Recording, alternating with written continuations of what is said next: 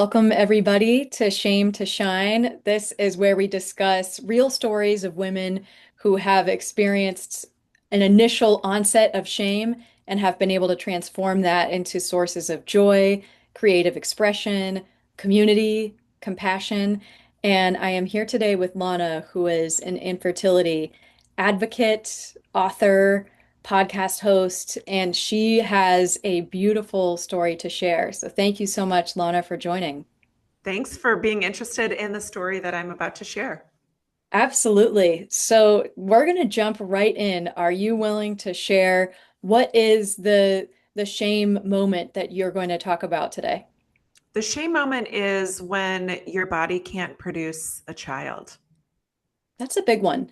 That is a big one. There is a lot tied up in that, and I think a lot of women who can relate, whether it's through miscarriage, through choosing not to have kids, and then through not being able to have kids. So I am very grateful to you for being vulnerable and coming on to share this. So, can you talk us through when you first started experiencing this? How was the shame coming through? Well, I first started experiencing it when I got my diagnosis of something called unexplained infertility, which, yes, is a clinical diagnosis, the word unexplained. And that really, I was 37. And up until that point, I was very able to create success in my life, very goal oriented. And it was the first time in my life that I thought, my gosh, like, here's this thing that you've been always thinking was going to be a given in your life when you were ready, when you were following a timeline of how you wanted things to unfold in your life. And I felt an extraordinary amount of shame that I even needed assistance in becoming pregnant or trying at that point, trying to get pregnant. And really from there, it compounded into shame because I felt like I was letting my husband down, that he should have married somebody else, that my parents were unable to have grandchildren via me. My in-laws didn't have grandchildren, and I was going to be the golden ticket for that. And so there was an extraordinary amount of shame that was lumped up into not being able to get pregnant on my own. Yeah. How did you first start addressing that shame and healing from it? I would say the knowledge that I had that it could be addressed and healing could be an end result from it. I didn't know that that was possible. And I think that's why I've become such a vocal advocate in the infertility community, because I think a lot of women think that that is just a scarlet letter that you have to wear of being infertile, also being childless. Like, some women never meet the right partner and they carry that same amount of shame because they haven't found the person that they want to create with, or health issues, autoimmune conditions, things that I know some people, since they were teenagers, knew that they would never be able to naturally conceive. So I think that there was not this awareness that I could actually create something that felt that allowed me to feel proud, I would say, until, gosh, it was probably almost 10 years from the time I got my initial diagnosis of infertility, when I became exposed to life coaching and a new set of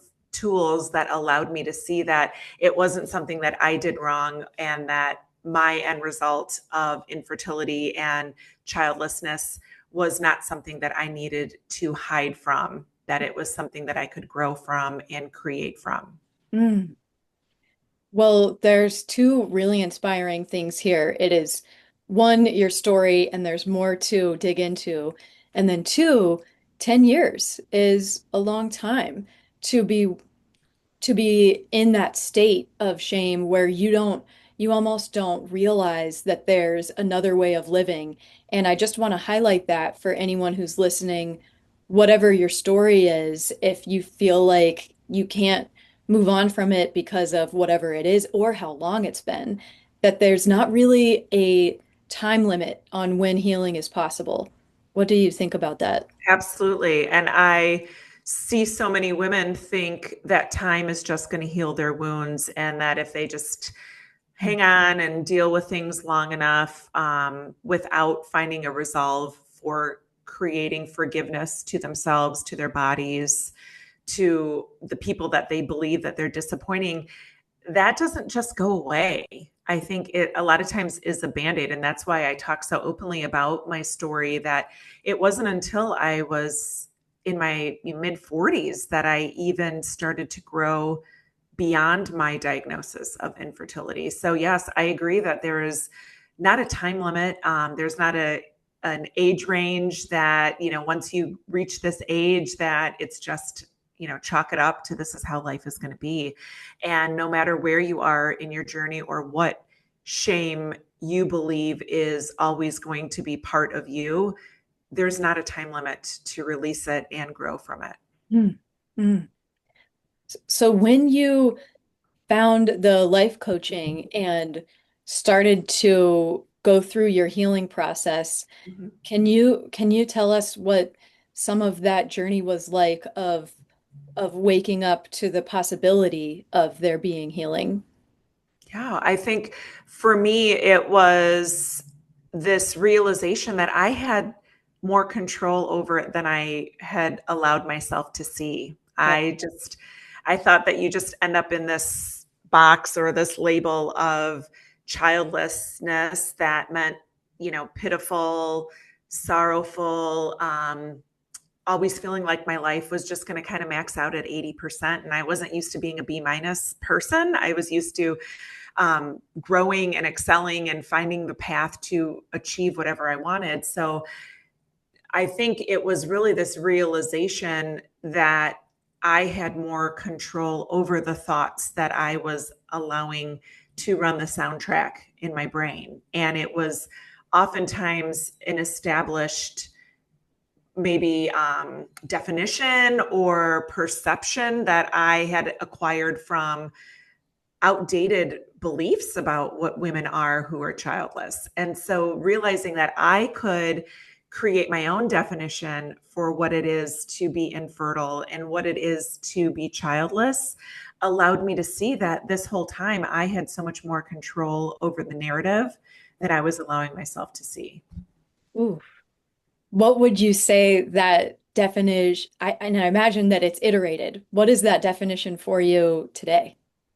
I think that you can, no matter what you've been through, you can take this as an opportunity to redefine how you can create with that story that kept you feeling captive, that you don't have to hide, that there's more growth that can come that isn't attached to this one thing. Like for me, I just always thought motherhood equaled womanhood, and seeing that there's so many other facets to women, and realizing how maybe I cut short the women that were moms and thought that their main purpose was motherhood, but they serve so many other purposes. So really allowing myself to see that having children and being a mom is just only one part of your story. It's not the complete answer to who you are as a person and the way you contribute to society, to your family, to the people around you, and really seeing how short-sighted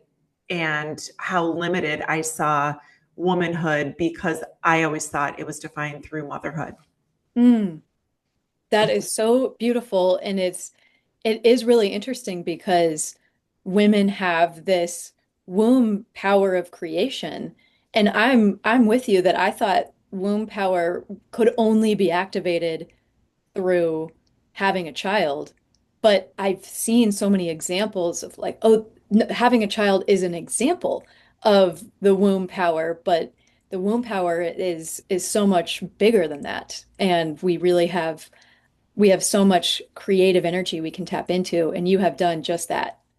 Yeah, I started my podcast in 2021. It's called the So Now What podcast Yeah. because for so many points in my life, I was like questioning myself, so now what? And I call that my baby number one Yeah. because it is something I nurture all the time. I grow with all the time. I help other women grow from my message and what I'm teaching. And then my book, which came out earlier in 2025, like that's my baby number two. And it's so true that you don't have to give birth to a living thing, if you will, tangibly living, but there's so much that you can put out in the world that creates connection and growth and meaning and purpose, like all these things that I just thought were only available to me through parenthood and motherhood. So, so beautiful, and it's so uplifting you sharing this. The first time I heard you, I was really uplifted, and even now I'm very uplifted. And I want to ask you about this idea as I'm interacting with some women who want to cut out their shame, who like want to grow and heal and be their full self, but almost want to like remove the part of them that where they're experiencing shame. And Mhm. what you've done is like dive fully into that part and created connection and community. So can you speak to this idea of the possibility of your of what the source of shame is actually becoming the source of community, creation, joy, giving, etc.? Well, I think if I were to break that down, and you might have to remind me of the question again, because sometimes I go off a little bit on Okay. my tangents. But for me, I think it was recognizing that there's no reason to feel shame if I did all that I was able to do at that time. Mm, And I think a lot of us live in a past focused yeah. life where, as life continues to move on and we mature as people and the years become, allow us to become wiser in some sort, it's so easy to look back at so many different things in our life that we're like, oh my gosh, I would have done that so differently, or I would have handled this situation differently. I would have stood up for myself in this, and that creates a lot of shame.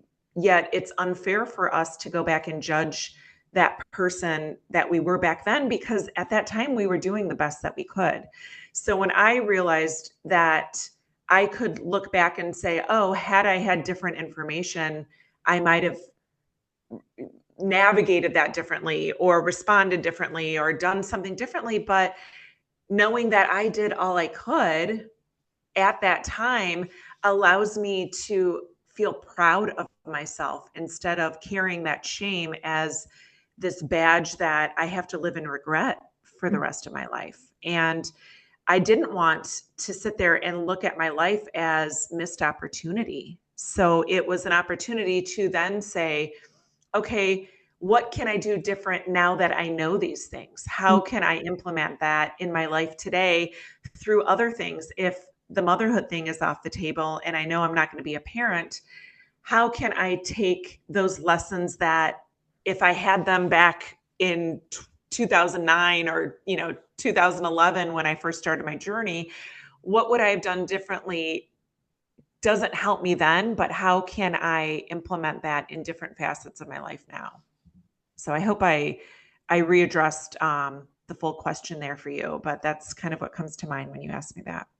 Absolutely. You did. You did. And you also have created community and a lot of resources for people in that position where maybe it doesn't take them 10 years to process the shame. So you're giving this gift to people of having more of their own life to live is something that I'm observing from it. Would you agree Yes. with that? Yeah, because one thing that I recognized when I left my fertility treatments, I went through 7 years of fertility treatments at multiple different fertility clinics. One thing that was constant, well, two things that was constant. I was never pregnant. I never once had a positive pregnancy test. But also, none of the clinics ever offered me any resources to help me navigate this unexpected path of childlessness. They offered resources if I wanted to adopt, if I wanted to do a donor egg, if, surrogacy, if that was going to be part of my journey. So there was always fixes to help me achieve motherhood, which I understand they're in the business of helping people create their dream of motherhood. But there is a huge percentage of women who that is not the right answer for them. Adoption, I looked into there, and that might be another thing we want to talk about, is how I felt shame for not feeling like adopting a child was the right answer to my motherhood. And I just noticed that there was never any resource. There was never another phone call, a check in, like, how are you? Are you doing okay? Can we refer a therapist? There was crickets. Mm. And that is what fueled me to say, hey, maybe they're doing this because there hasn't been someone who wants to show up and create resources. So I will be the person who Mm. does that. And you have your book and your podcast, Yes. and you have your gathering that called the Others Day. Will you speak Yes. about that a little bit? Yes. So it was back in 2022. I I was back from Target, which, who doesn't love a good stop at Target all the time? And I was going through the aisles, and came upon the Hallmark aisle, card aisle, and I saw the banners for Mother's Day. It was mid-April, and it was just this reminder that even though I have a sister who has kids and I'm super close with my sister and her children, my mother's still in my life. And I just had this tinge of sadness that there was never going to be this opportunity for me to fully embrace Mother's Day in the way that I always envisioned it. So I started a meetup group. I live in Chicago, so it's called Childless and Child Free Women. And I thought, well, I'm just going to put a group together and see if anyone wants to get together and come to a brunch the day before Mother's Day. So we are now about to enter year 5. It's going to be May 9th of 2026, where women come. Now it's from all across the map and other countries. People have flown into Chicago to celebrate the Others Day brunch. It's curated just for women to come and not feel like they have to tell their story. If they want to, they are welcome to. But it's a place to come and feel like you are able to celebrate yourself and meet other amazing women who are also childless for whatever reason. And so it's not like a sad event. It's a very lively, very moving, very powerful event where I encourage other women to connect with each other and realize that there is more for us to connect over than children. And there's more for us to talk about the magnificence that we are creating in our lives beyond motherhood. And I'm just really proud of how it's grown and the media attention. I've been on the national news talking about it. I live in Chicago, which is the third largest media market. And I've been on television here in Chicago talking about it, and just seeing how many women are coming out of the woodwork and being like, oh my gosh, there's a place that I belong. And I purposely do it the day before Mother's Day because I always encourage people to know that this is not in opposition to mothers. I do it so that it's not competing with a Mother's Day celebration that someone might want to go hang with their mom or hang with their sister, an aunt, or a mother figure in their life. So it's a compliment to feel like you are being filled up with what you need so that you can go into Mother's Day, even if it's staying home alone on Mother's Day, feeling as though someone saw you and recognized the amazing person that you are without children. Wow. I am so grateful to you for the work that you're doing for personal reasons and for community reasons as well. So Thank I'd love to hear if you have any final messages for listeners who are like, you're speaking to me. Like you. this is really meaningful to hear you right now. Do you have anything else you'd like to share? Well, I think it's really important to know that your story's not over. Mm. And although the ending may not have been what you thought, and also to recognize that it's oftentimes that we encounter as women people offering us suggestions like, oh, you can always adopt, or, pray harder, or, God has his plan. There's all these comments that people unknowingly, I think they do it from a loving place, but they unknowingly just don't recognize like how caustic that could be for somebody who has tried or thought about all those things. So I created a free guide called The Top 27 Things People Say When You're Childless Mm, and How to Respond, because I find often women feel that they need to shrink or not tell their story because they're worried it might make somebody else uncomfortable. So mm, again, reiterating, you have shame because you have a story that doesn't make somebody else feel like there's, a happy ending, or that they feel like, oh my gosh, like I feel so sorry for you. So I often recognize that women don't have the resources to know how to respond to somebody giving you suggestions or ideas or telling you that you won't know love until you have a child. So that's something I have on my website, lanamanikowski.com. It's free for anyone who maybe is experiencing that, which I would say is most women. That's why I created it. And it's free to download to maybe be the first point of starting to realize that you can take your story back. Because I think it's really important to have somebody who can help be with you on this pathway, because it's very uncomfortable for people know how to support you without trying to fix you or make you feel like you need to be fixed through their mm. comments and through their suggestions. Fantastic. So that will be in the link wherever you're watching this video. And then if you want more, there's Lana's podcast, So Now What? And there's the book, So Now What? Where can people find the podcast and the book? Yeah, well, my podcast is called the So Now What podcast. My book Okay. is also called So Now What. Yep. So you can find that on my website. And on my website, you can also learn about my coaching program called Thrive After Infertility, and all the work that I am doing to help change the way the world sees women who are childless after infertility. Fabulous. Thank you. Thank you. Thank you, Lana, for the work you're doing and for your time this evening. And I look forward to seeing you continue to shine. Thank you so much.